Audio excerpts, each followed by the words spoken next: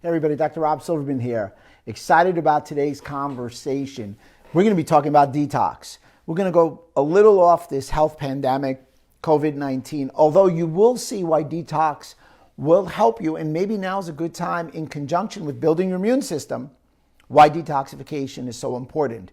But what I really want to talk about is how, when, and why you can detox. So feel free to ask any questions, give me a shout out. In addition to that, let me know if you've ever done a detox, because now is a great time. You have access to possibly doing a detox.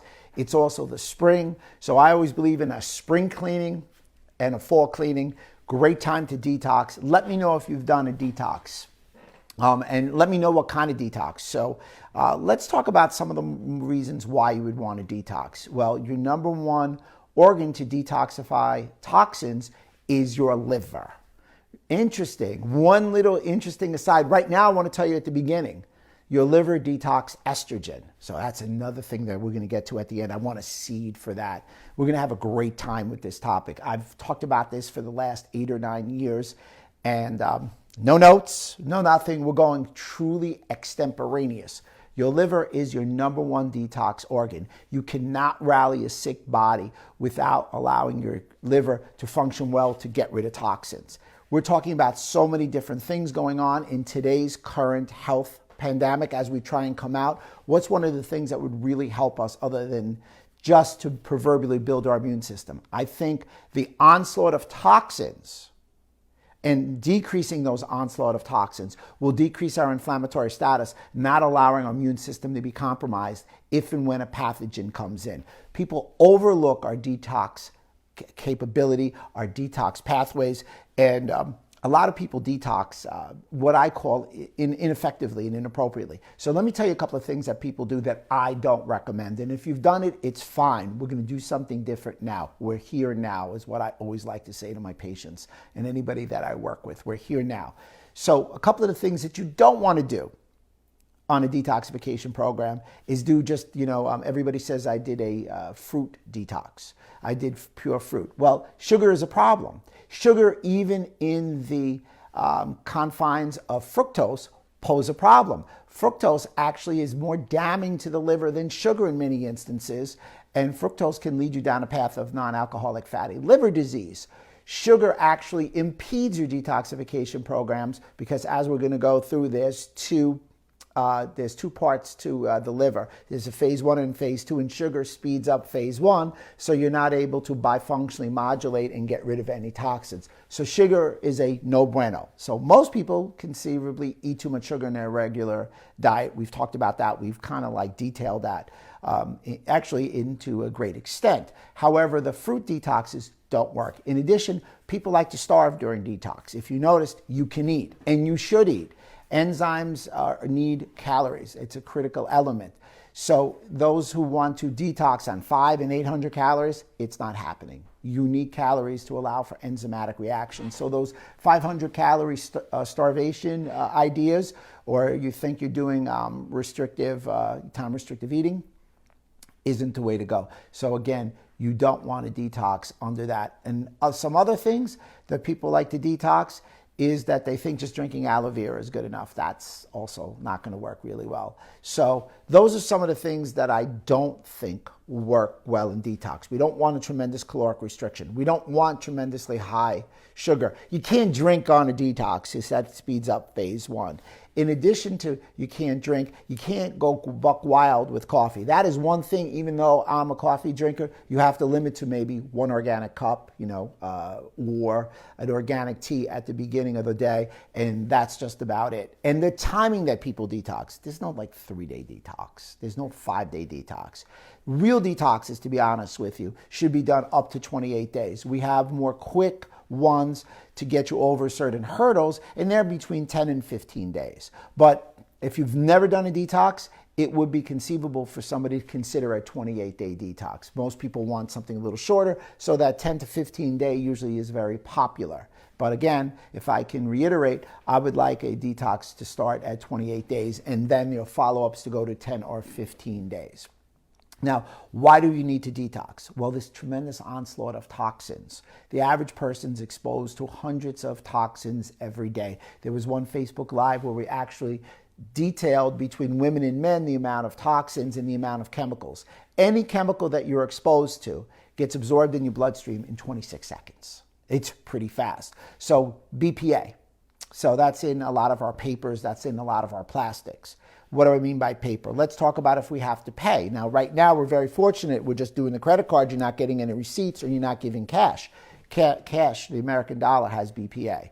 In addition to that, I'm sorry? Receipts have BPA. Yeah, I was just going to get to that. Receipts also have BPA. Any paper, any of the paper that you're doing, if you're reading a paper, I know newspapers aren't as popular.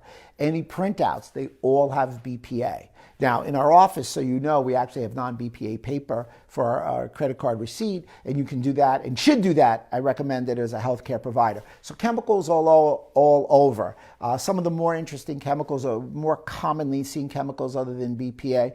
You'll also see a lot of chemicals that are flame retardants. Why? Because say I'm lecturing in a hotel, the chairs have a flame retardant, the carpet has a flame retardant, and the drapes and the curtains have flame retardants. Why? Because if I took a match, it would go up really quick. So we have flame retardants. And those flame retardants are giving us the ability to get out of the room hopefully unscathed. Where is the bulk of most people's flame retardants? In your mattress. Did you know that unless you get a doctor to write you a note asking for a non-flame retardant mattress, we've got flame retardants in our mattress. That came in the 50s when the tobacco companies found out that people, and I don't know why you, first of all, I don't smoke, but I don't know why you would smoke in your bedroom. However, people were smoking in the bedroom and they were falling asleep.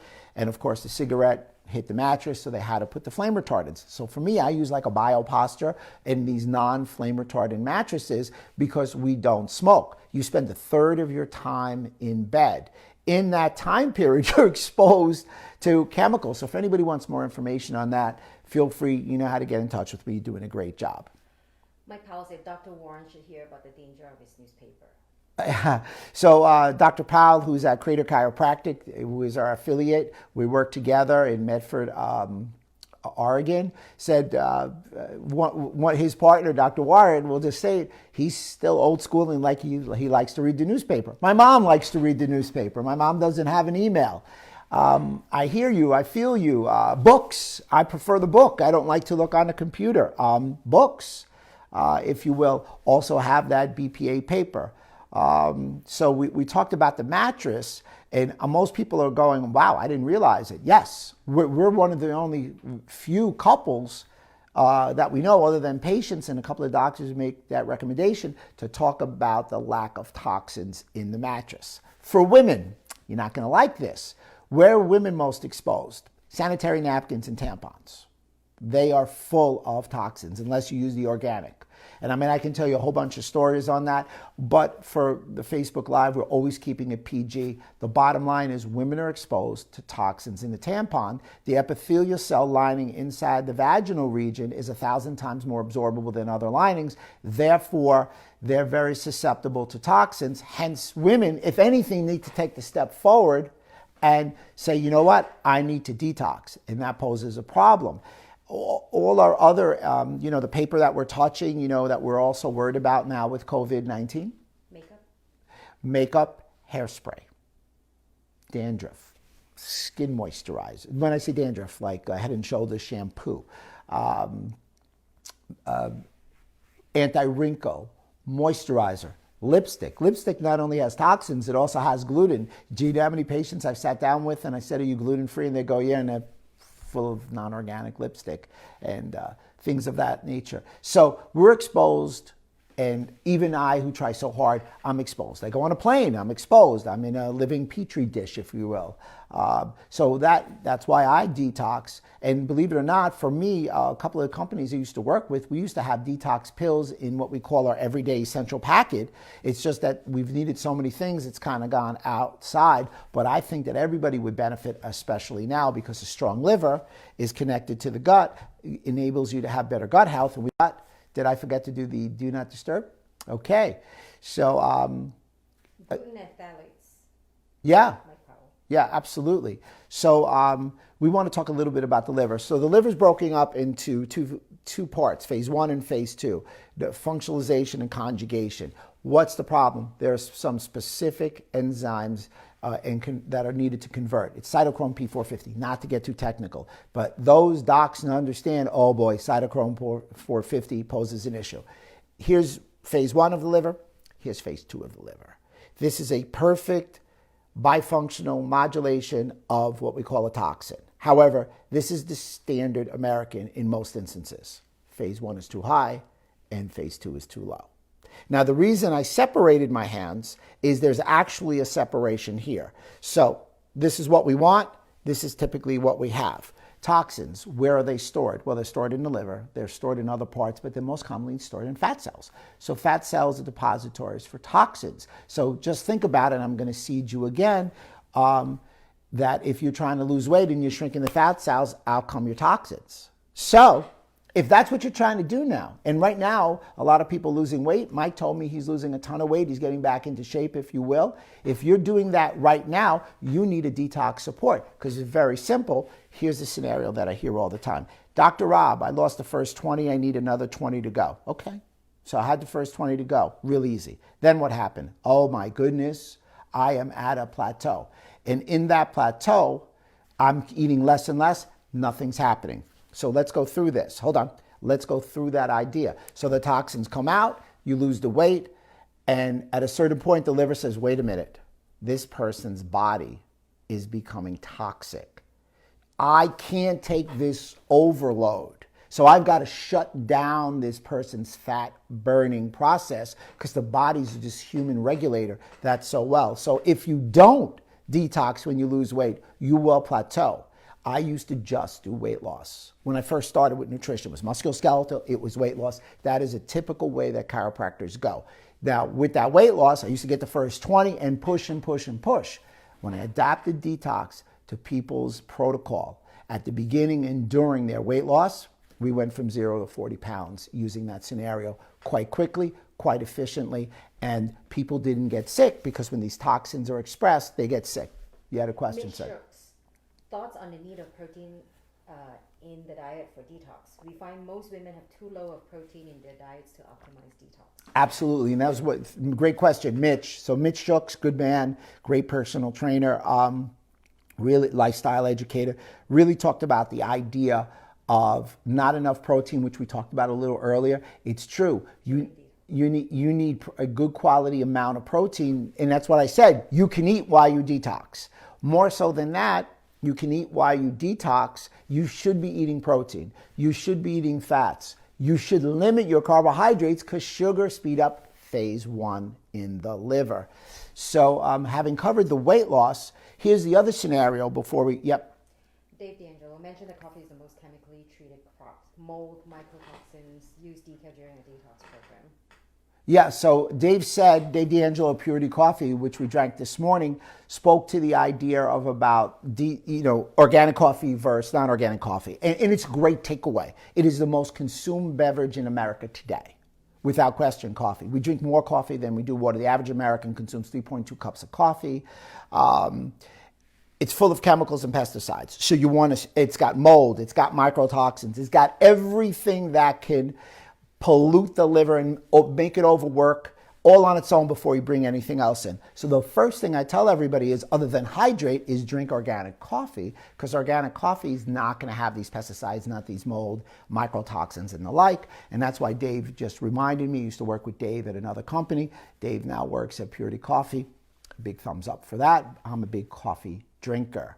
Did you have another one for me? Because I thought, okay. So thank you for sharing and all that stuff. Okay, great. And big shout out to everybody who's watching, because detox is a big deal.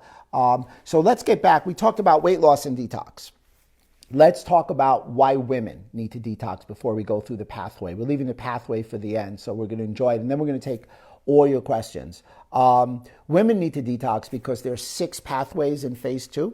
And 2 out of the 6 are dedicated to estrogen metabolism. So it's amazing to realize that most people don't realize that estrogen gets detoxed in the liver. It gets detoxed in the second half of the liver.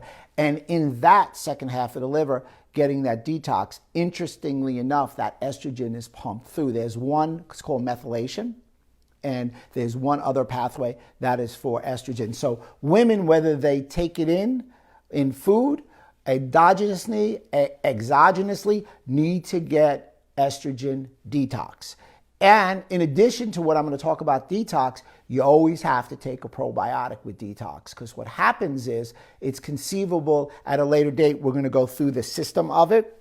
It's conceivable at a later date that if you don't have the probiotic with your detox program, you may cleave your estrogen and send it back and get a secondary tissue effect to the estrogen, and that'll pose a problem. I mean, imagine these women coming in and you're giving them a hormone balance from Nutridyne, and you're working through that, and you forget to give them the probiotic, and they get a secondary tissue. So for me, my detox is very, very unique and very, very specific.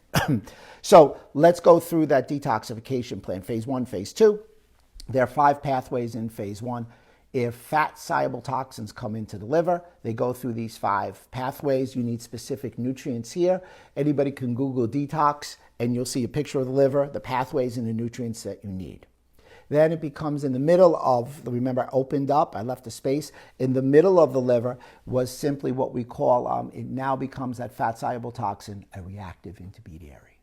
Now that reactive intermediary is what it says. It's very reactive. If it doesn't go to phase 2 and it falls through, it goes back and you get a secondary tissue attack from that toxin. But here's the key takeaway there. That secondary tissue attack is more potent and damaging to your cells because it's a reactive intermediary. Before, it was not quite as damaging to people's overall health.